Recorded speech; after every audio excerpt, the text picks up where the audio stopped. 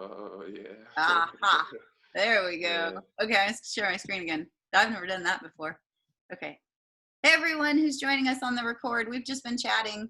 And I forgot to hit record until now, but we're going over the structure of the class, and I had just asked if people felt like they were understanding the structure of how the Canvas course is laying out and if they're finding the information clearly. So Rutva, you want to answer if you feel like you're finding the information and it's making sense? Yeah, it's been really like detailed and really easy for me to look for it. Good. Yeah, I found in the earlier stage of the pandemic, I was shocked when we went online. I didn't use Canvas because I didn't really know how to use it. I did it all through my own personal website and put everything in order. And the work was really good. Like, I just was like, maybe it's better that a student can scrub through a video over and over. And I don't know, like, I just was really impressed. Okay, so then unit 2, we talked about the what is drawing, and how did you guys feel about that? Was it fun to look at different styles and different ways that things were working? Mm-hmm. Yeah, I thought it was fine just looking through the stuff. I feel like the reading and the like analysis stuff, it's not as difficult as some of my other classes that I've taken last semester. So I Good, like it. good.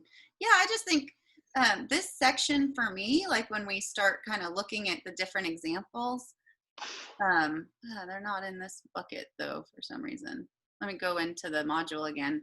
I thought it was really cool to get to see what you guys thought counted. So we can look at a couple of them here.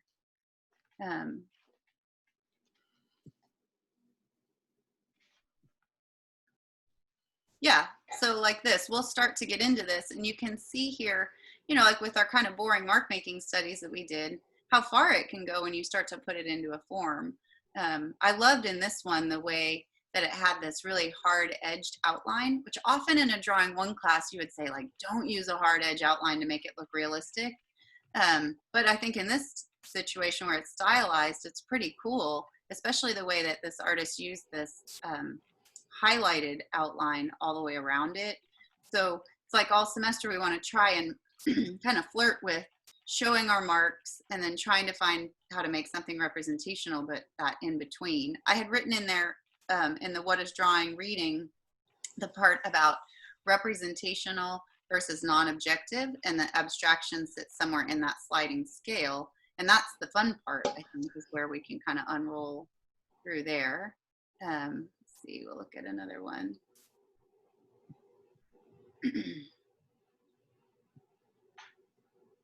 Yeah, she liked this one because it was so simple. What do you guys think of that one? Looks simplistic. Yeah, I was gonna say that it looks like it's done in one go. Yeah. I'll publish next week's pretty soon, but we'll get into contour drawings and practice with these, which can be really kind of stylized and fun. But we'll do some continuous line contour coming up. Maybe we'll just look at one more just to move on. See what she sent. Oh yeah, what'd you guys think of this one? I like the geometric look of the apple on the apples on the I can't think right away. The left? Pardon me. On the left, yes. Brain part. I just like the geometric look. It kind of reminds me of an Apple item that looks a little similar to that in a video game. Yeah, you know, and a lot of animations start this way, like they find that armature. And it's cool when they don't always hide it too. I think this example too, like if we look at just even this top one, like the way that, well, actually look at that, like they changed the shape of it on this side. I wonder if this apple would have been a better rendering had it had a little bit more of a break like this did. But it just helps break them down, which is really cool.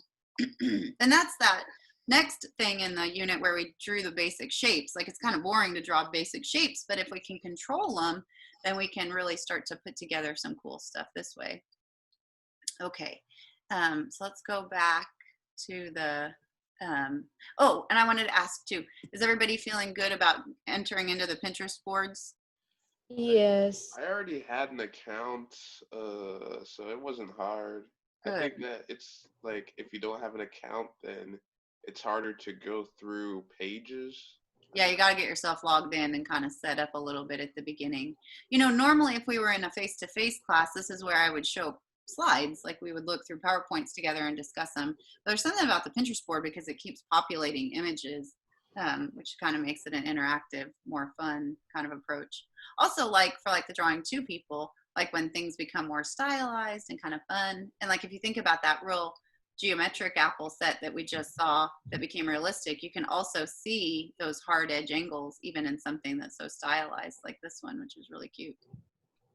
Okay, so I'm going to go back to the modules.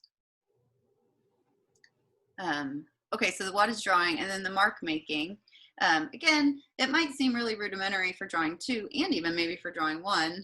I just hopefully you can like meditate through some of the exercises and literally think of them like doing sit-ups. Like that we're not trying to run the marathon out of the gate. We're just trying to get ourselves up to speed. And I think this exercise is good to do even if we've been drawing for a long time, just so that we can see how we can manipulate it in cool ways. And then the basic shape stuff, that's kind of what we just talked about when we saw that apple. Let's maybe just look at one image from there. Yeah, like that's a kind of cute drawing, but you can definitely see, you know, I think in the tree, that's a good example. And that helps us understand, you know, a medium, a big, a small, and so forth. And another one. Let's see this one.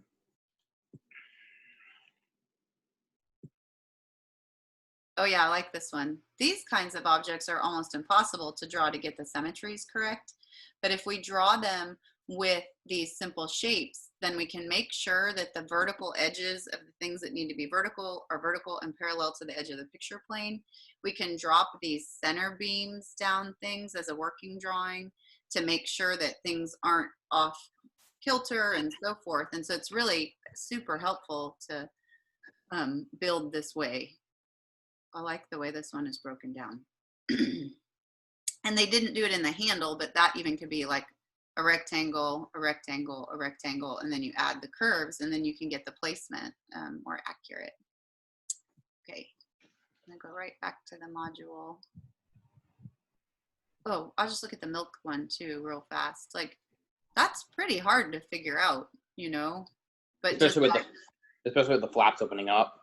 Yeah, and it's funny, like if you were confronted with a milk carton to draw from observation, our human response would be to draw the detail and try to get into that awesome stuff. But if we start with the big structure, then we can find, it tells us where the little details go. Like we can work up from the verticals and then see how things fit in between. And even here, like you can see, that's just a nice, like tri-X type thing. Like right? a Y shape. Yeah, like a Y. Yeah, exactly. And then the way that the Y shifts, like this one, the Y is open and this one, it's closed. And so that's how it makes it feel like it's moving in space.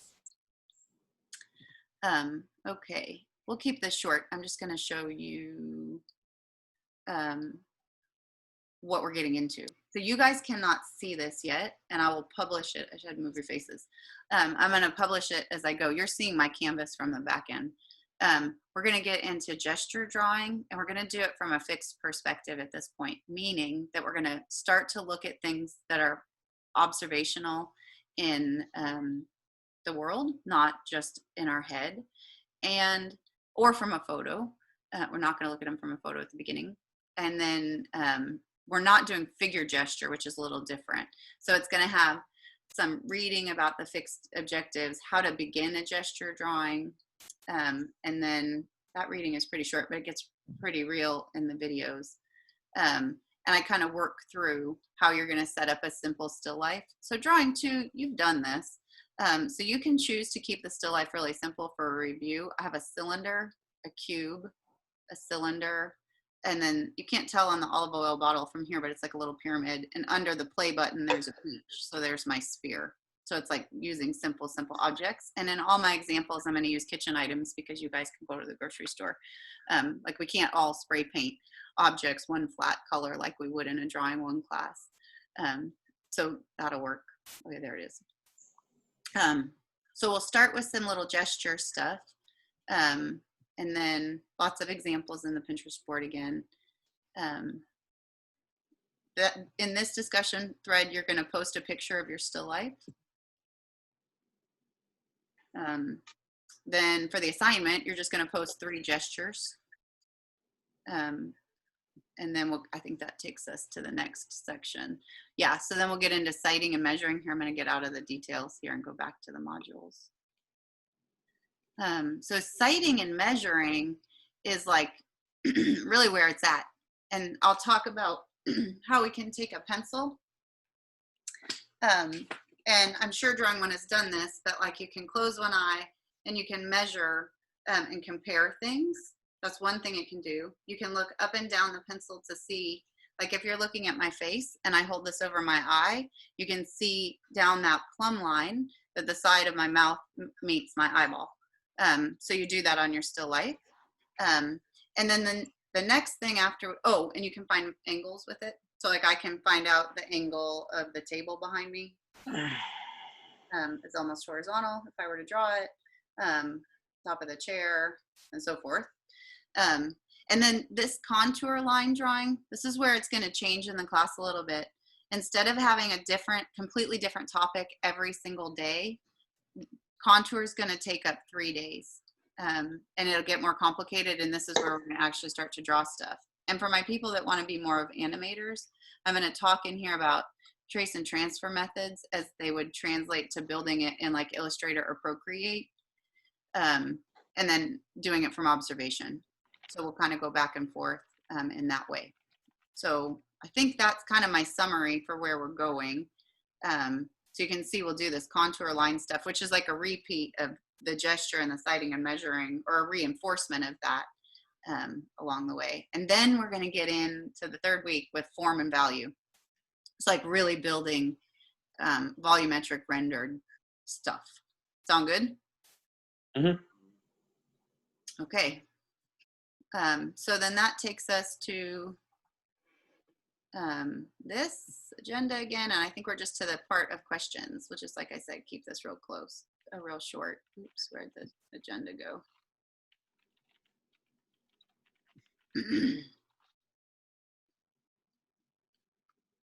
Yeah. So, do you guys have any questions? No. You say that, so next week will be more focused on one thing over a couple days. Yeah, when we get into the contour section. Yeah. Yeah. Whereas like this time it was like, what is drawing? And then mark making, and then basic shapes, like that every day it kind of shifts. This one will be more like we'll start with 2 days of gesture and citing, and then 3 days of contour drawing. Okay. Yeah. So it'll start to kind of taper in, but then each project will kind of scaffold and build on top of the one before it. That's kind of the plan. Hopefully that feels good and makes sense. Rupa, you have any questions? Any thoughts? Yeah, so I'm like running behind a little because I was confused in the unit 3. Are we making like 20 mark making for each of them, right? No, if you look at that unit, it just says if you're stuck or if you want to do more, you can do that list of 20, but really you can just kind of follow along. Here, let me pull it up.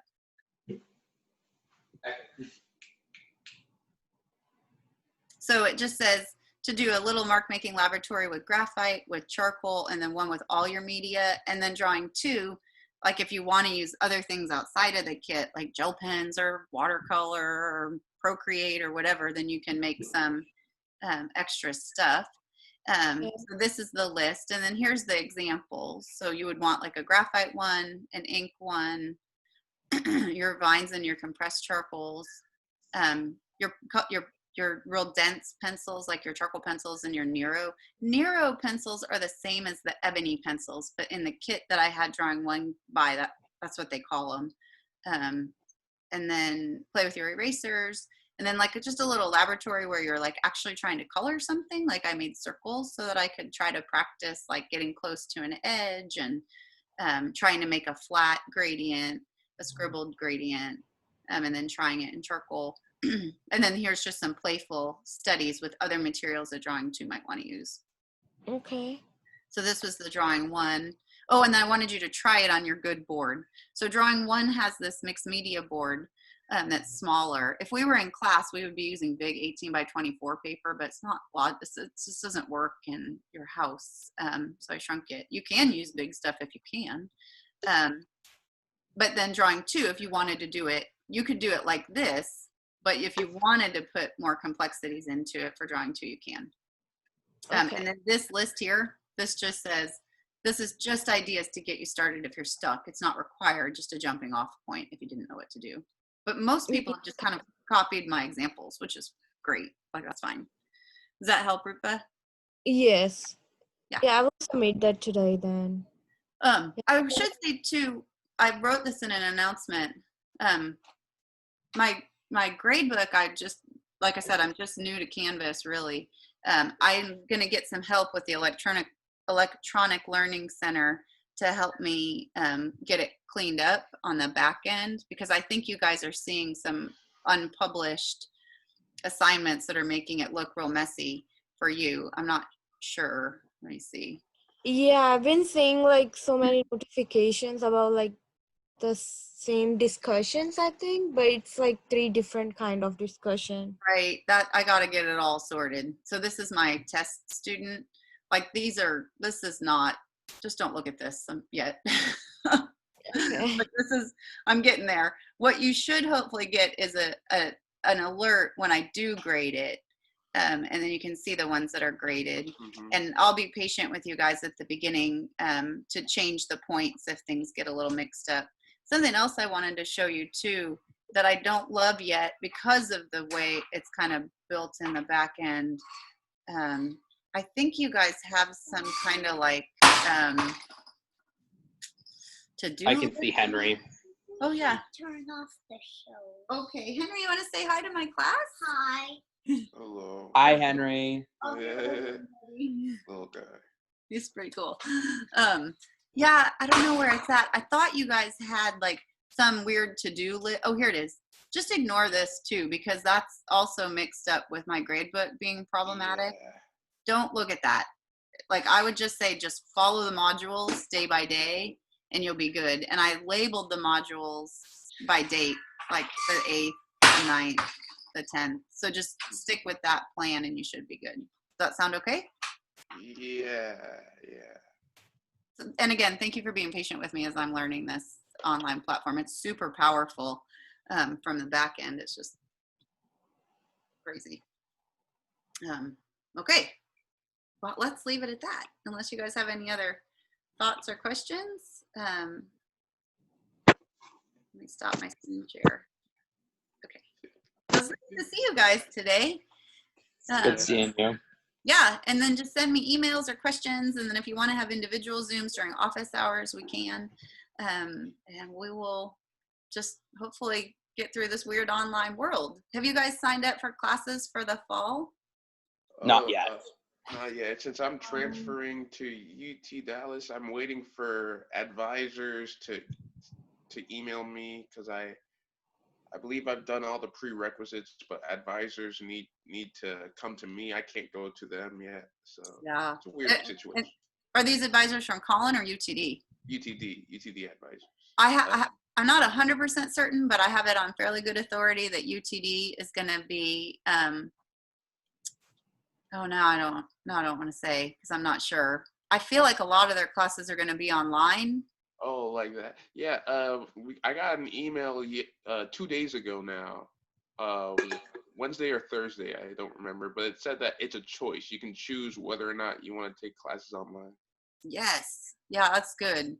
Collin College has not confirmed yet. The deans and provosts are meeting now, and we're working it out, but it probably is going to be, this is a guess, more of like that all classes will go to a heavy online component, and they'll be like hybrids. So all the content will be in a Canvas shell, and then if we can go into the campus, we can when it's okay. But I don't know. Right. Well, thank you very much for the talk. I hope you have a blessed week. I gotta gotta get going now. Thank but you, thank everyone. We'll see you next Friday. Next Friday. See you Yes. next Friday. Okay. All right. Bye. Goodbye. Bye.